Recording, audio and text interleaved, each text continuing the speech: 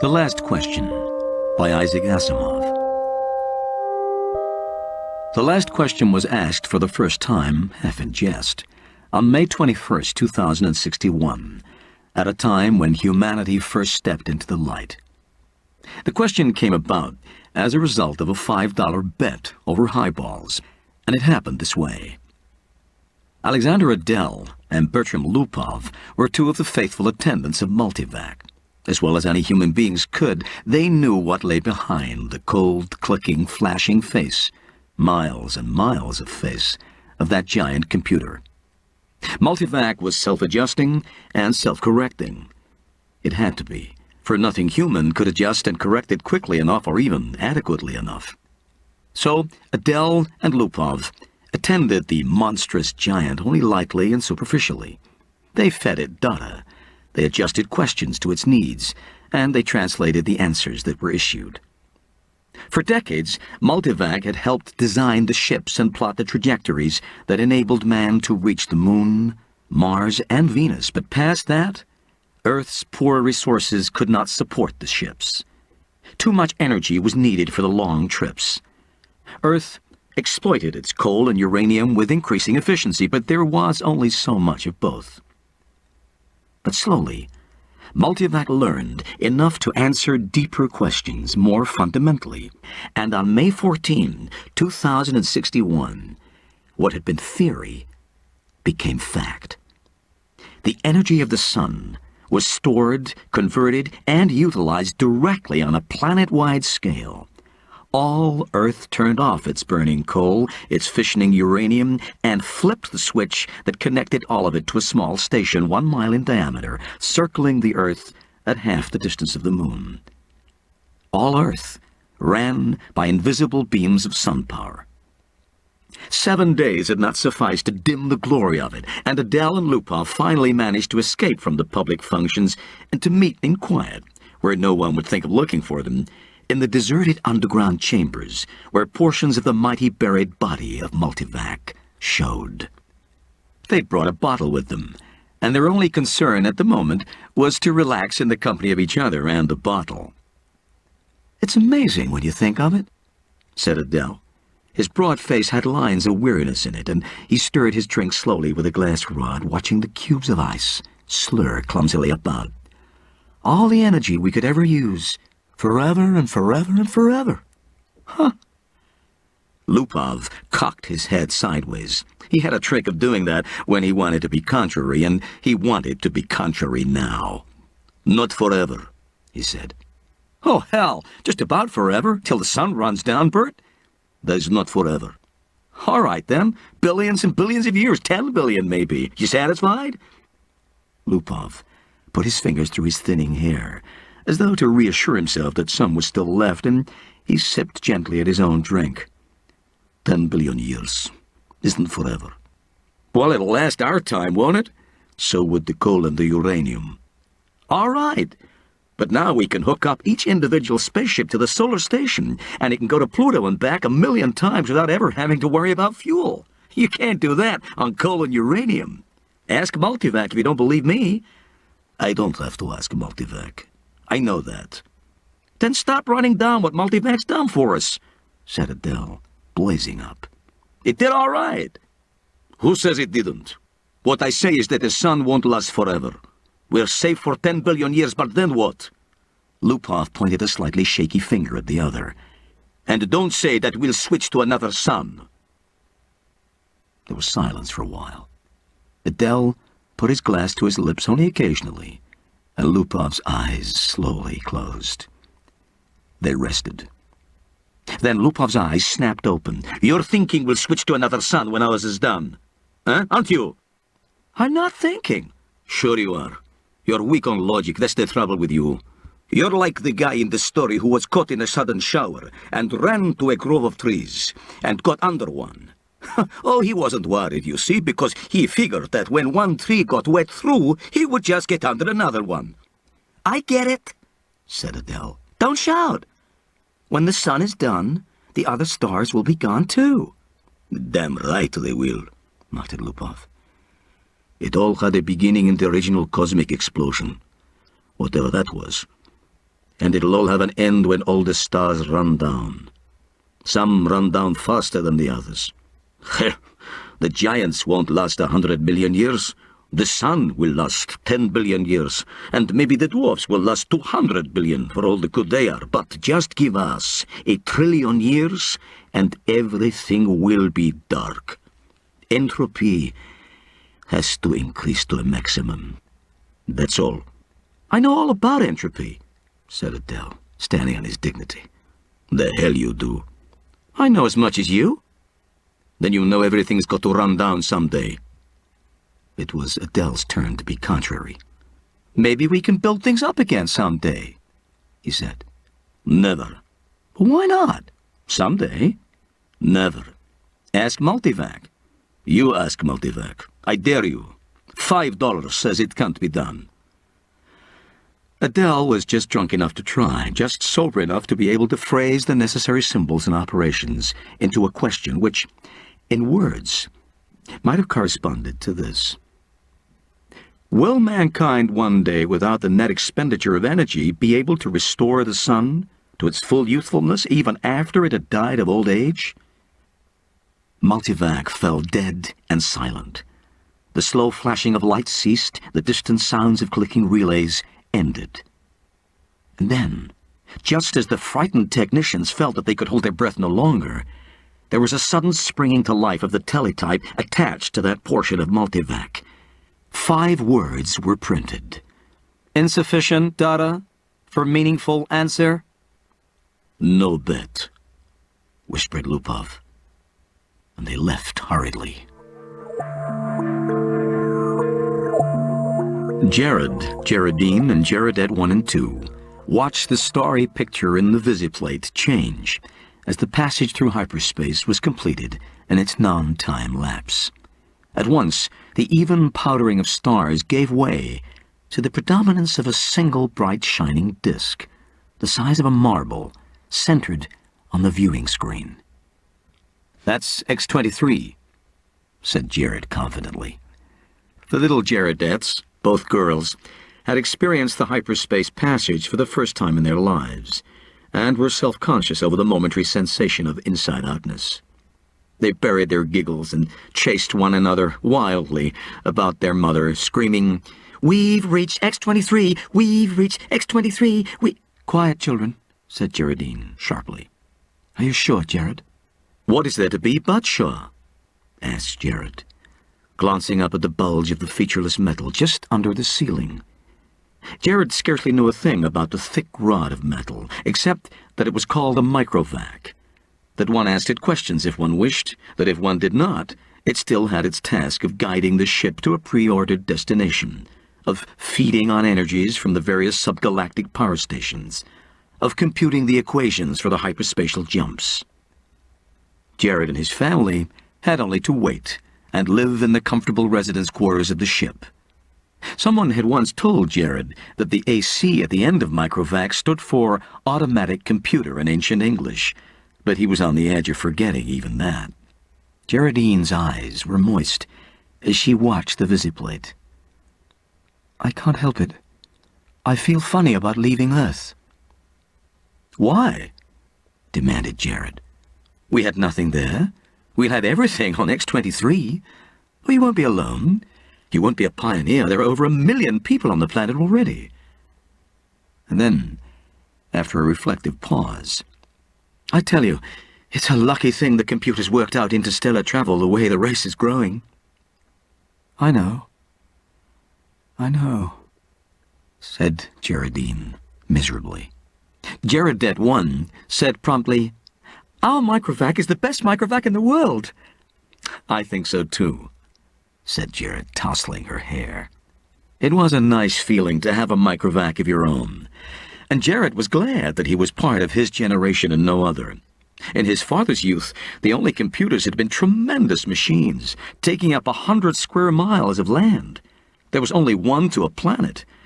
Planetary ACs, they were called, and they'd been growing in size steadily for 1,000 years, and then, all at once, came refinement. In place of transistors had come molecular valves, so that even the largest planetary AC could be now put into a space only half the volume of a spaceship. Jared felt uplifted, as he always did when he thought that his own personal microvac was many times more complicated than the ancient and primitive multivac that had first tamed the sun, and almost as complicated as Earth's planetary AC that had first solved the problem of hyperspatial travel, and had made trips to the stars possible. So many stars, so many planets, sighed Geraldine. I suppose families will be going out to new planets forever the way we are now. Not forever, said Jared with a smile. It will all stop someday, but not for billions of years. Even the stars run down, you know. Entropy must increase. What's entropy, Daddy? Shrilled Jaredette, too. Entropy, little sweet, is just a word which means the amount of running down of the universe. Everything runs down, you know, like your walkie-talkie robot. Remember? Can't you just put in a new power unit, like with my robot? Well, in the universe, the stars are the power units, and once they're gone, there are no more power units. Jaredette 1 at once set up a howl. Oh, don't let them, Daddy. Don't let the stars run down. Now look what you've done, whispered Geraldine, exasperated. How was I to know it would frighten them? Gerard whispered back. Ask the microvac, wailed Jaredette 1. Ask him how to turn the stars on again. Go ahead, said Geraldine. It will quieten them down. Jared shrugged. No, I'll ask Microvac. Oh, don't worry, he'll tell us. He asked the Microvac, adding quickly, print the answer. Jared cupped the strip of the thin cellufilm and said cheerfully, see now, the Microvac says it'll take care of everything when the time comes, so don't worry. Geraldine said, and now, children, it's time for bed. We'll be in our new home soon. Jared read the words on the cellufilm again before destroying it. Insufficient data for meaningful answer. VJ-23X of Lameth stared into the black depths of the three-dimensional small-scale map of the galaxy and said, are we ridiculous, I wonder, in being so concerned about the matter? MQ-17J of Nikron shook his head. I think not. You know the galaxy will be filled in 5 years at the present rate of expansion? Both seemed in their early 20s. Both were tall and perfectly formed. Still, said VJ-23X, I hesitate to submit a pessimistic report to the Galactic Council. I wouldn't consider any other kind of report. Stir them up a bit. VJ-23X sighed. Space is infinite. 100 billion galaxies are there for the taking. 100 billion is not infinite, it's getting less infinite all the time. Consider, 20,000 years ago, mankind first solved the problem of utilizing stellar energy, and a few centuries later, interstellar travel became possible. It took mankind 1,000,000 years to fill one small world, and then only 15,000 years to fill the rest of the galaxy. And now the population doubles every 10 years. VJ-23X interrupted. We can thank immortality for that. The galactic AC has solved many problems for us, but in solving the problem of preventing old age and death, it has undone all its other solutions. Yet, you wouldn't want to abandon life, I suppose? Not at all, snapped MQ-17J, softening it at once to, not yet. I'm by no means old enough. How old are you? 223. And you? I'm still under 200. But to get back to my point, population doubles every 10 years. Once this galaxy is filled, we'll have filled another in 10 years.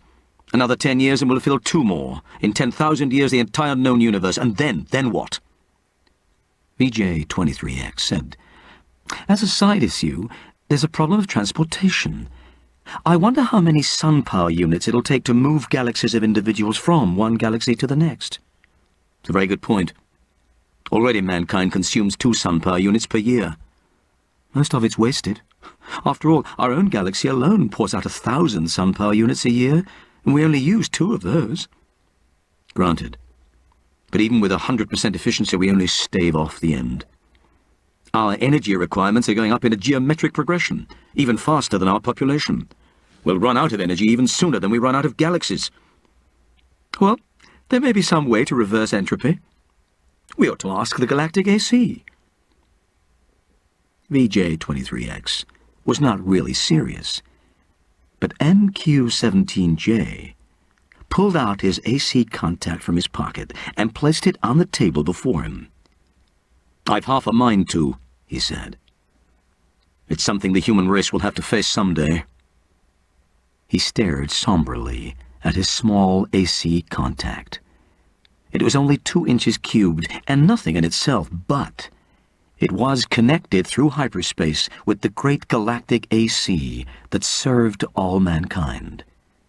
MQ-17J paused to wonder if someday, in his immortal life, he would get to see the galactic AC. He asked suddenly of his AC contact, "Can entropy ever be reversed?" VJ-23X looked startled and said at once, "Oh, I say, I didn't really mean to have you ask that." "Why not?" "We both know entropy can't be reversed. You can't turn smoke and ash back into a tree." "Do you have trees on your world?" asked MQ-17J. The sound of the galactic AC startled them into silence. Its voice came, thin and beautiful, out of the small AC contact on the desk. It said, "There is insufficient data for a meaningful answer?" VJ-23X said, "See?" Z-Prime's mind spanned the new galaxy with a faint interest in the countless twists of stars that powdered it. He had never seen this one before. Would he ever see them all? So many of them, each with its load of humanity, but a load that was almost a dead weight. More and more, the real essence of men was to be found out here, in space. Minds, not bodies. The immortal bodies remained back on the planets, in suspension over the eons. Sometimes they roused for material activity, but that was growing rarer. Few new individuals were coming into existence, but what matter? There was little room in the universe for new individuals. Z-Prime was roused out of his reverie upon coming across the wispy tendrils of another mind. "I am Z-Prime," he said. "And you?" "I am D-1. Your galaxy?" "Well, we call it only the galaxy. And you?" "We call ours the same. All men call their galaxy and nothing more." "True, since all galaxies are the same." "Not all galaxies. On one particular galaxy, the race of man must have originated."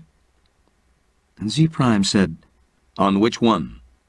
"I cannot say. The universal AC would know." "Shall we ask him? I am suddenly curious." Z-Prime's perceptions broadened until the galaxies themselves shrank and became a new, more diffuse powdering on a much larger background. So many hundreds of billions of them, all with their immortal beings, all carrying their load of intelligences with minds that drifted freely through space. And yet one of them was unique among them all. One of them had in its vague and distant past a period when it was the only galaxy populated by man. Z-Prime was consumed with curiosity to see this galaxy, and he called out, "Universal AC! On which galaxy did mankind originate?" The Universal AC heard, for on every world and throughout space it had its receptors ready, and each receptor led through hyperspace to some unknown point where the Universal AC kept itself aloof. The day had long since passed, Z-Prime knew, when any man had any part of the making of a Universal AC.